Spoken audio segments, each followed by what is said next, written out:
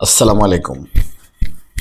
প্রান্তিক গ্রামীণ একটি জনপদে আজকে কৃষি নির্ভর একটি ভিডিও করব, যে ভিডিওতে ধানের কাটার পরে আটি বাঁধা এবং সকালে ধানের খেতে বসে খাবার দাবার সহ কিভাবে মাড়াইয়ের কাজ করতে হয় পুরো ভিডিওটি আপনারা দেখবেন আশা করি।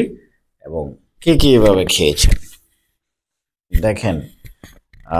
এখন সকাল 10:30 বাজে। এই মুহূর্তে না খামু খামু আনে রাখেন।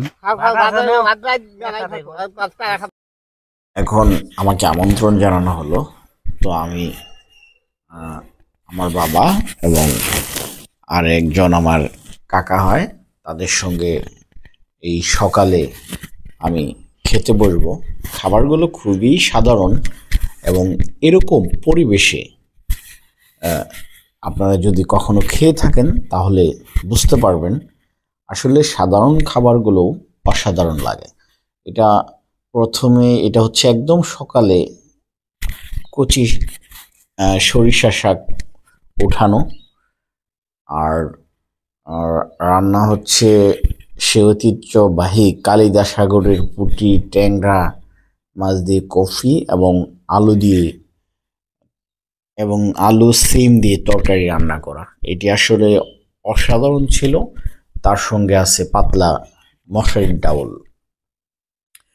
তো এই খাবারগুলো আহামরি কিছু না, কিন্তু আপনি যদি এই পরিবেশে খেতেন তাহলে বুঝতে পারবেন খাবারটা কতটা টেস্টি ছিল। তো খাবার দাবার শেষে আবার মাঠে চলে আসলাম আমরা।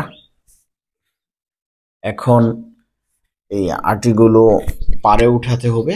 পাড়ে উঠানোর পরে আরেকটি ভ্যান দিয়ে বাড়িতে নিয়ে যেয়ে মাড়াইয়ের কাজ শুরু হবে। তো আসলে এই কৃষিকাজ এটা কিন্তু অনেক পরিশ্রম, একটি কৃষকের স্বপ্ন সাধনা সব কিছুই থাকে এখানে। তো যখন মাড়াইয়ের কাজের সময় ধানগুলো গোলায় উঠায় অথবা ধানগুলো একটা কৃষক পায়, তখন তার মুখে যে তৃপ্তির একটি হাসি, সেটি আসলে দেখলে অসম্ভব ভালো লাগে। তো আপনারা কে কে এইভাবে খেয়েছেন মাঠের ভিতরে ধানের ক্ষেতের মাঠে বসে, আপনারা কমেন্টে অবশ্যই জানাতে ভুলবেন না। এবং আমি এই প্রথম, আমার চ্যানেলটি কৃষি নির্ভর, তো আমি প্রথম কৃষি নির্ভর ভিডিওটি আজকে আপলোড করব ইনশাল্লাহ। আর এখন আটিগুলো বেঁধে নিয়ে আসা হয়েছে। দেখেন আমার ছোট্ট একটি ছেলে ইফতি, সে এই আটিগুলো থেকে ধান ছাড়ানোর কাজ করছে।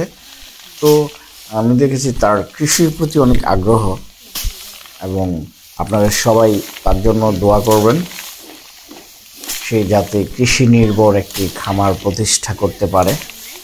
আমি আজকের ভিডিওটি এখানেই শেষ করছি।